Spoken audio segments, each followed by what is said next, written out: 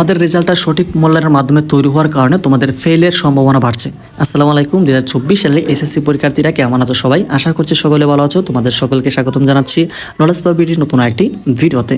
তো তোমাদের দাবি অনুসারে কিন্তু তোমাদের এসএসসি পরীক্ষার ফলাফল কিন্তু তৈরি হচ্ছে, যে আপডেট আমরা কিন্তু অনেক বিষয় কিন্তু তোমাদের দেখা হয়েছে। তো তোমাদের দাবি অনুসারে কিন্তু তোমাদের পরীক্ষার ফলাফলটা কিন্তু তৈরি হচ্ছে। তোমরা প্রথম দিকে আমরা দেখতে পেয়েছি তোমরা কিন্তু অনেকেই অটো পাস চাচ্ছিলে, আর একজুট হয়ে কিন্তু তোমরা অটো পাসের দাবিতে কিন্তু তোমরা নেমেছিলে, কিন্তু তোমাদের এই যে দাবিটা কিন্তু ভিন্ন রূপ প্রকাশ পায়। তো কয়েকটা দিন পরে কিন্তু আমরা দেখতে পেয়েছি তোমাদের মধ্যে অনেকেই শিক্ষার্থী তোমরা যে সাবজেক্টগুলো তোমরা পরীক্ষা দিয়েছো সেই সাবজেক্টগুলো তোমরা আসলে মূল্যায়ন চাচ্ছ, এমনকি বাকি পরীক্ষাগুলোর তোমরা সাবজেক্ট ম্যাপিং চাচ্ছ। এর দাবিতে কিন্তু চূড়ান্তভাবে শিক্ষা বোর্ডের কাছে তোমাদের এই দাবিগুলো পেশ করা হয়, এমনকি স্মারকলিপি প্রকাশ করা হয়।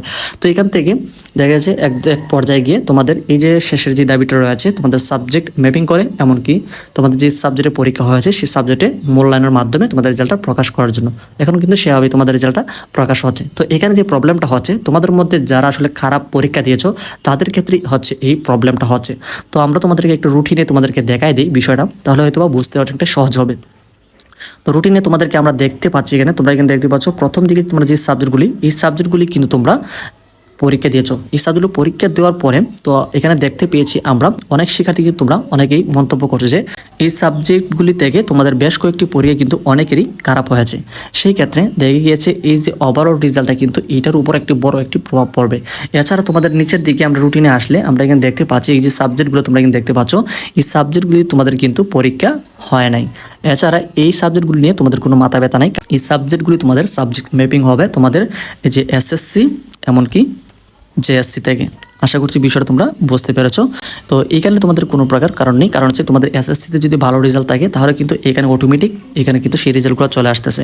তারপরও আরেকটি সুবিধার কথা এখানে বলা যায়, তোমাদের যদি এসএসসিতে যদি ভালো রেজাল্ট না থাকে তাহলে কিন্তু তোমাদের যে জেএসসি থেকে কিন্তু নিয়ে তোমাদেরকে এই যে এখানের যে রেজাল্টটা সেটা কিন্তু তৈরি করবে। তো এইখানে তোমাদের যে প্রবলেমের সৃষ্টি হচ্ছে সেটা হচ্ছে তোমরা যে পরীক্ষাগুলো দিয়েছো সেই পরীক্ষাগুলোর মধ্য থেকে অনেকেই কিন্তু তোমরা পরীক্ষাতে খারাপ করেছো। যেমন তোমরা অনেকেই বলেছো তোমাদের ইংরেজি পরীক্ষাটা খারাপ হয়েছে, অনেকে আবার তথ্য যোগাযোগ প্রযুক্তি বা আইসিটি পরীক্ষাটা খারাপ হয়েছে, অনেকেই বলছো তোমরা এই যে পদার্থবিজ্ঞান পরীক্ষাটা খারাপ হয়েছে, আবার অনেকেই তোমরা বলতেছো হিসাব বিজ্ঞান যে পরীক্ষাটা সেটা কিন্তু তোমরা পরীক্ষাটা খারাপ করেছো। এই ক্ষেত্রে দেখে গেছে তোমাদের এই যে ইংরেজি বাদে এই যে দেখো এখানে ইংরেজিটা বাদে শুধু তোমাদের প্রত্যেকটা বিষয় কিন্তু এখানে দেখেছে এমসিকিউ রয়েছে। আর তোমরা কিন্তু অনেকেই তোমরা এমসিকিউতে বেশি পরিমাণে শিক্ষার্থী কিন্তু খারাপ করেছো, বিশেষ করে যে এখানে তথ্য যোগাযোগ প্রযুক্তি রয়েছে বা আইসিটি রয়েছে। এখানে এই এমসিকিউতে প্রবলেমটার কারণে কিন্তু তোমরা ফেল হওয়ার একটি সম্ভাবনা সবচেয়ে বেশি রয়েছে, কারণ হচ্ছে এমসিকিউর পুরো শিক্ষা বোর্ডের হাতে কিন্তু এই পুরো বিষয়টা রয়েছে। কারণ এমসিকিউ যে পত্রটা রয়েছে তোমাদের ওএমআর মেশিনের মাধ্যমে দেখা হয়ে থাকে, সেইখানে যদি তোমরা 1-2 মার্কের জন্য ফেল করো সেই ক্ষেত্রে এই 1-2 মার্ক তোমাদেরকে দিচ্ছে না, এটা তোমরা অবশ্যই জেনে রাখো। তো তোমাদেরকে যারা বলে যে তোমাদেরকে যে 1-2 মার্ক তোমাদেরকে ফেল করলে তোমাদেরকে বাইরে দিয়ে তোমাদেরকে পাস করে দিবে, সেটা আসলে একটা সম্পূর্ণতই ভুল কথা।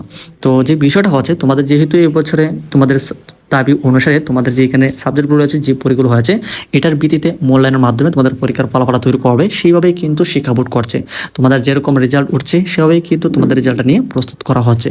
তো যাদের মধ্যে এখানে ইংরেজিতে এমনকি তোমাদের তথ্য প্রযুক্তি এই বিষয়গুলো রয়েছে তোমরা খারাপ করছো, তো সেই ক্ষেত্রে এরকমটাই কিন্তু তোমরা রেজাল্টের প্রত্যাশায় কিন্তু রয়েছে। তবে এইখানে শিক্ষা বোর্ড যদি চায় যে তোমাদেরকে এই বছর যেহেতু অটো পাশের তোমাদের দাবি ছিল, এমনকি পরীক্ষাগুলো বাতিল হয়েছে, এমনকি সাবজেক্ট ম্যাপিংয়ের মাধ্যমে তোমাদের রেজাল্টটা তৈরি হচ্ছে, সেক্ষেত্রে করোনা কালের মতেও যদি তারা চায় যে তোমাদেরকে পাস করে দিতে, তাহলে কিন্তু তোমাদের সকলকে একটা সমন্বয় করে জাস্ট এখানে তোমরা ফেল করো একটা সমন্বয় করে শুধু পাস করানোর জন্য তোমাদেরকে এভাবে রেজাল্টটা প্রস্তুত করে দিতে পারে।